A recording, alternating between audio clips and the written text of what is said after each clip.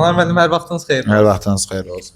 Sizə bir neçə sualım olacaq. Hansı ki, abituriyentlər, universitetlərlə bağlı bəzi sualları bizim WhatsApp kanalımıza soruşublar. İstəyirəm bunlardan bir neçəsini cavablayasınız. Buyur. İlk sualımız proseslərin avtomatlaşdırılması ixtisası necə bir ixtisasdır? Yenə gedir bu söhbətlərə. Bəli. Və proseslərin avtomatlaşdırılması düşünürəm ki, ERİ ixtisasında ən yüksək səviyyəli ixtisaslardandır. ERİ alt qrupunda daha doğrusu. Mənim şəxsi fikrim bu belədir. Əvvəllər bu arada bu ayrı-ayrı universitetlərdə bu ixtisasın balı çox yuxarı idi. Sonradan da demirəm nələr oldu, müəyyən bir hallar oldu. Hamı axın elədi bu cyber security-yə, şüşəli binalara. Ondan sonra balı düşdü. Mən misal üçün deyirəm, mən yazardım bu ixtisası. Çox özümə yazardım bu ixtisası. Belə bir maraqlı sual var mənim. Deyirdilər ki, hər kəs bududan şikayətlənir, siz razısınız. Ben deyir, hər kəs səndən şikayət, mən kendimdən razıyam, elhamdülillah. Nəsə elə bir şey deyir, hə? Mən budundan razıyam, bəli. Şikayətlər bilsən nədir? Yəni, budu biraz dərin universitetdir. Deyəcəklər ki, riyaziyyat dərin keçilir. Koderi ilə proqramisti qarışdırırlar, developmenti qarışdırırlar. Yəni, IT mütəxəssis anlayışı qarışdırırlar deyə bududa elə bir ki, çətinlik yaşayırlar insanlar. Düşünürlər ki, çətindir. Yaxşı, bir soruşum da, indi razısınızmı? Bəli, tamamilə razıyam. Peşman deyilsiniz ki, buda oxudursa. Növbəti sualımız belədir ki, informasiya təhlükəsizliyinin ixtisasını Bakıda bitirdin və yaxud Mingəçevirdə bitirdin. Nəsə ciddi fərq yaranır? Bu dərin sualdır, bilmirəm. Bunu elə cavablandırım ki, nə şiş yazsın, nə cavab. Dostum, gəl belə eləyək də, istəyirsən Polşada bitir, istəyirsən İtaliyada bitir. Olsa özün özü öyrədə bilir. Oxu, istəyirsən İtaliyada oxu, fərqi yoxdur. Özün özü öyrədəsən. Mühit, kontingent söhbəti var bir dənə. Əsas məsələ odur. Ümumiyyətlə, universitetlərin sizə qazandıracağı ən gözəl bir şey sizə networkdur. Yəni, düşünürəm ki, ilk bu parametrə diqqətləmək lazımdır, qalan şeyim. Sonra deyirlər, ERİ üzrə ən yaxşı uni hansıdır? Ada və Banım xaric.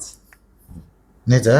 ERİ ixtisası üzrə ən yaxşı universitet hansıdır? Ada və Banım xaric olmaq. Ümumiyyətlə, mənim fikrimcə ən yaxşı universitet Bakı Dövlət Universitetidir. Only Bakı Dövlət. Məncə, yəni mən belə Bakı Mühəndislik Universiteti məqsəd yönlü olar. Yəni bunları şəxsi fikrə görə deməyəcəm. Fikrimi ifadə edeyim niyə? Kimlər ki, həmin universitetlərdə oxuyurlar, bir neçə ildir artıq, onların geri qayıdışlarına görə Bakı Mühəndislik Universitetini deyə bilərik, Bakı Dövlət Universitetini deyə bilərik. Biz necədir? Universitet seçimində nəyə diqqətlənmə lazımdır? Professor müəllim heyətinə, bir də həmin universitetin kontingentinə, yəni sizə verəcəyi networkuna, yəni ümumiyyətlə deyim, şişəli binalar, dostum, sizə ixtisas öyrətmir. Bağlı sual var ki, ər-rəydə ixtisas seçimini 3 müəllim bircə edirlər, yoxsa ayrı-ayrı? Bəli, bircə. Yəni, söhbət ERİ alt qrupundan gedirsə, biz sizə hər tərəfli istiqamətləndirəcəyik. Yəni, bunu deyə bilərik, hər tərəfli. Yəni, nədir? Yəni, məsələ bal kodlaşdırmasıdır, bu çox rahat bir şeydir. Yəni, nə deyir, 73 balla universitetə salırıq. Yəni, məsələ bunlardır. Məsələ, yəni, ciddiyiniz ixtisasın sizin şəxsiyyətinizə, istiqamətinizə yönəli olmaq. Misal üçün deyəcəm, kimi dindirirsən cyber security-də, yəni, kiber təhlükəsizliyi, hə?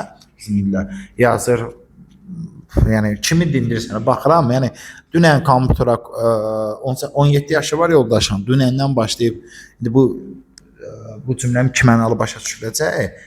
Dünən başlayıb kompüterdə, klaviaturada barmaq işlətməyə, artıq gecikib deməkdir bu cyber security-də. Düşünürəm ki, artıq çox gecikib. Yəni, bazarın tələbinə diqqət eləmək lazımdır, rəqabətinə diqqət eləmək lazımdır, sizdən alacağı zamana diqqət eləmək lazımdır. Yəni, bu ixtisas seçən zaman balı yuxarıdır deyə yox, əmək bazarındakı rəftarına diqqət eləmək lazımdır. Belə. Sonra belə bir sual var ki, informasiya təhlükəsizliyi üçün Adonsu yoxsa ASTU? Yenə də təhlükəsizliyə gəldik, çıxdı. Fərqi yoxdur dostum. Yəni, olsa heç bir universitet sənə bu ixtisası öyrədəsi deyil. Sənə network verəsidir ki, sən öyrənəsən. Və hər iki universitet sənə bu ixtisası network'un verərmi, verməzmi deyə bilmərəm o barədə. İnformasiya təhlükəsizliyi təhlükəsizliyi üçün ASTU yoxsa ADOSU? İnformasiya təhlükəsizliyi üçün dostum, onsa yəni universitetlər sizə cyber security öyrədəsi deyil, sadəcə cyber security-nin nə olduğunu istiqamətləndirəsidir maksimum şəkildə. Buna görə də siz özünüzə öyrədə bilərsiniz. Evdə, gündə 8 saat gecə çalışmaqla siz cyber security öyrənə bilərsiniz. Peşəkar bir mütəxəssis nə vaxtsa olarsınız. Deməli belə bir maraqlı bir sualdır ki, bir abituriyent sizcə informasiya texnologiyaları ingilis tədrisi üzrə adada oxumaq çətindirmi? Və eyni zamanda UNIC və ada arasında qalmışam. Düşünürəm ki, bu ixtisasda self-study çoxdur deyə bəlkə də asan ünlü seçmək daha məntiqli olar. Necə düşünürsünüz? Ümumiyyətlə düşünürəm ki, asan universitet, çətin universitet deyə bir anlayış yoxdur. Şəxsin həyat tərzinə uyğun universitet və yaxud şəxsin həyat tərzinə uyğun olmayan universitet. Bunu niyə görə deyirəm? Tədris saatlarının hansı saatda başlayıb, hansı saatda bitməyi, sonra həmin universitetin şəxsin yaşadığı və yaxud işlədiyi əraziyə yaxın olub, uzaq olma lokeyşını falan nəzərə alınmalıdır. Unutmayın, tələbəçilikdə ən lazımi parametrlər bunlardır ki, siz o 4 ili özünüzü daha 4-5 ili özünüzü daha çox inkişaf etdirə bilərsiniz. Əks halda sonradan çox çətin olur. Sonradan çox çətin olmuş bir şəxs kimi deyirəm. Burada bir yoldaş yazıb informasiya təhlükəsizliyi ilə kiber təhlükəsizliyi arasındakı fərq nədir? Yoxdur. Yəni səmimidirsə, yəni baxın dost, diplom cəhətdən ümumiyyətlə bir çox ixtisasın bir-birindən fərqi yoxdur. Sadəcə tədris planı, indi kimsə deyəcək ki, yox, mən bilirəm kompüter mühəndisliyi ilə kompüter elmləri arasındakı fərq. Bunu biz də bilirik. Arada kompüter elmləri oxumuşuq, prezident təqaüdçüsü olmuşuq. Bu arada 667 bal yapmışdıq, hə. O vaxt onun neçə ilə var. Nəysə, məsələ odur. Məsələ odur ki, onsuz da proses eynidir, diplom aşağı yuxarı eynidir. Hə, bəzi universitetlərin, bəzi fakültələrin nüfuzlu sayılır. Bu barədə mövzu ayrıdır. Bunu gəlib bir podkast kimi biz danışa bir yarım saat, 1 saat. Niyə ayrıdır? Niyə misal üçün deyirəm? Hələ də mən məsləhət görərdim Bakı Dövlətin Tətbiqi Riyaziyyat Fakültəsi kompüter elmləri ixtisası. Bunun xüsusi bir parametri var. Bu hələ mələm adam bilmir də bu parametri niyə vaxtı var. Deməli, sonra belə bir sualımız var ki, salam müəllim, sizcə robotexnika ixtisası necədir? 440 bal yığan birinin orada oxuması məqsədə uyğundur. Bir də IT security istəyib, amma yaxşı təhsil verən unilərə balı çatmayan abituriyent eyni universitetin kompüter mühəndisliyinə yönəlməsi uyğundur. Bu eyni bir şəxsi bu qədər sual verir. Bu adam beynini çox yorur kimdirsə. Deməli, məsələ bundan ibarətdir ki, birincisi dost, filan balla filan ixtisas məsləhətdirmi? Bu sualda sıxıntı var. Sıxıntı nədən ibarətdir? Sənin həyatını yaşamaq istədiyin peşəyə uyğun belə deyək, ixtisas səhəti məsləhətdir. Qalan şey məsləhətsizdir. Yəni misal üçün deyirəm, mən 667 bal etmişdim. Həmin ili 523 bal olan pulsuzdan keçid olan kompüter elmləri ixtisasına vermişdi Bakı Dövlət Universiteti. Halbuki adını sudan həm 620 ballıq falan harada yazırdım, düşürdüm də o heç həmin ili verə bilərdim, amma mənim öz seçdiyim həyat planına uyğun yeri məsləhət görürdüm özümə. Qaldı ki, indi deyirəm, məqsəd universitetdir. Universitetin location'ı, bax diqqətli olun, nəyə hazırlaməz? Location'ı, kontingenti, professor və müəllim heyəti, bunlar və xarici universitetlərlə əlaqə proqramları, belə deyək.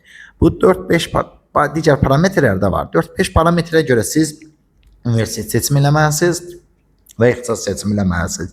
Unutmayın. Yenə də deyirəm, şüşəli binalar sizə peşə və yaxud ixtisas öyrədəsi deyil. Yəni sizi peşəkar əleyhsi deyil, sizə ixtisas öyrədəsi deyil. Şüşəli bina öyrətmir. O bir fərqi yoxdur. O şüşəli olsun, şüşəlisiz olsun. Bəli, oradakı müəllim, professor müəllim kontingenti sizə öyrədər. Burada robotexnika ixtisası necədir? Bunun haqqında da bizə. Bilmirəm, mən o ixtisas istiqaməti üzrə qətiyyən böyük bir çalışmam olmayıb, marağım olub, interesim olub, orada biraz maraqlanmışam. Yenə də deyirəm, sən sevirsənsə onu, onun həm belə deyək, qurğu təminatı, həm də proqram təminatı üzrə çalışmağın çox məqsədyönlü olar. Yetər ki, sən özünü inkişaf etdir, sahənin 10 nəfərindən biri ol, əsas 10 nəfərindən. Belə bir maraqlı sual var. Etalon olan cavabların səhv çıxma ehtimalı var. Buna vaxtım var. Bu sual bir gün öncə. Nə deyə bilərəm bu? Yəni bu qəribə sualdır da. Həmişə hər şeyin ehtimalı var. Yəqin ki, amma bu səfər olmuş. Yox, həmişə hər şeyin ehtimalı var. Davam edə. Sizin də abiturientiniz olmuş Mir Məcid Məcidzadə soruşur ki, 515 falan nə məsləhət görürsünüz? 515 bala nə mən bu pis bal deyil. Bu məsləhət görə bilərəm. Yaxşı. Tədris ingilis dilində düşə biləcəyi Bakı dövlət və ya Bakı dövlətə düşmək çətin, amma adlısı və yaxud texnika bəlkə də tədris ingilis dilində düşə biləcəyi belə deyək, development strukturu olan bir ixtisası seçməyi məsləhət görərəm. Məsələn, kompüter elmləri, kompüter atıramda, məsələn, mühəndislik proseslərinin avtomatlaşdırılması, cyber security falan yox da, sözsüz ki, yəqin ki, düşməyə sonsuz da. Ben bu kimi şeylər məsləhət görürəm. Biraz qəribə danışdım. Nəsə. 620 plus balla Qarabağ Universiteti bu il açılacaq. Qarabağ Universitetində bu il açılacaq informasiya texnologiyaları ixtisası məsləhətlidir. Bax, iki dənə ortada sual var. Birincisi Qarabağ Universiteti, ikincisi də ki, informasiya texnologiyaları. Bildiyim ki, informasiya texnologiyaları sənin üçün bir fərq yaratmır dostum, yəni. Yəni bu fakültənin ixtisasının adı X olsaydı, yəni ERİ-nin alt qrupu olsaydı, yenə də eyni bir şey daşıyacaqdı təqribi. Cümləmi bu cür anlaşılır olur, cümləm yoxsa yox. Yəni fərqi yoxdur da o sənin informasiyanın texnologiyalarıdır, yoxsa proseslərin avtomatlaşdırılmasıdır. Əslində məğz olaraq fərqi var, amma sənin üçün fərqi yoxdur, inandırım səni. Bunu universitetə girənlər. Qaldı ki, Qarabağ Universiteti bu barədə ikili fikir var ümumiyyətlə cəmiyyətdə. Belə fikir var ki, birincisi Qarabağ Universiteti yaxşı imkanlara sahibdir. İkincisi də ki, bu sahə biraz mən də deyirəm, bir nümunə çəkəcəm mən. Bu ixtisas digər ixtisaslara bənzəmir də, yəni ERİ alt qrupları. Bura köklü kontingent lazımdır. Yəqin ki də Qarabağ Universitetində quruluşdular belə bir, yəni formalaşdırdılar daha doğrusu. Düşünürəm ki, infrastruktur və kontingent formalaşdırılsa, Qarabağ Universiteti məqsəd yönündə digər imtiyazlar bitti, qalan son suallarımızdan hamısı eyni kontentdən deyirlər ki, ballar düşə bilər. Dostum, ballar düşmək, qalxmaq bu söhbətə demin olsa, əksəriyyətiniz demək olar hamısı universitetə girəsinizsə. Sizə bir dənə məsləhət görürəm. O suallar mən desəm ki, düşər, bu formal xarakter daşıyır. Şəxsi instinkt. Desəm ki, qalxar, desəm ki, dəyişməz, yenə də formal və şəxsi instinkt daşıyır da bu. Mənim fikrimə görə olur. Yəni obyektiv anlayış deyil.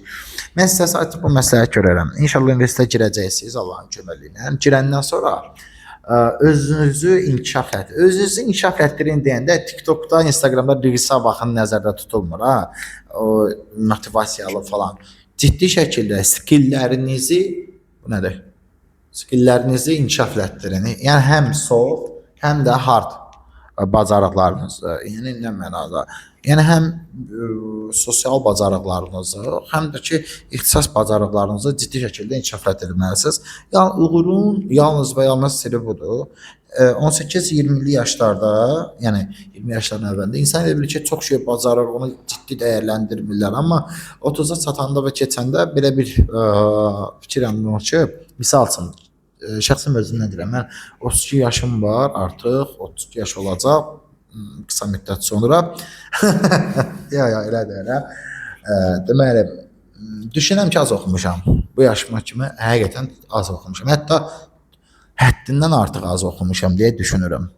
Görün, yəni eyni deyirəm, amma mən yetəri, digər insanlar üçün yetəri sayılan həm əbədi ədəbiyyatı oxumuşam, həm dünya ədəbiyyatının klassiklərindən oxumuşam, həm şəxsi inkişaf, ciddi şəxslərin yazılarını oxumuşam, ixtisasla bağlı çox şeylər düşünmüşəm, ortaya da qoymuşuq hətta.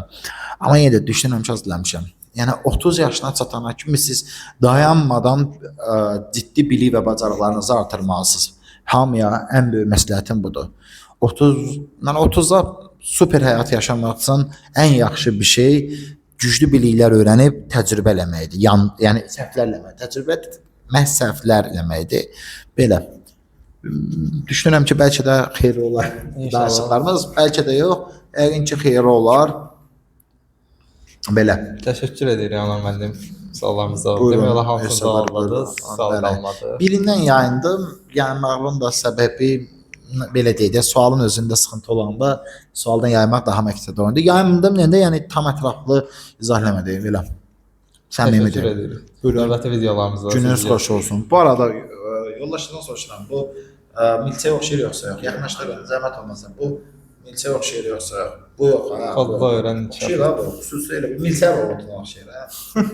Vız vız vız vız vız vız vız vız vız vız.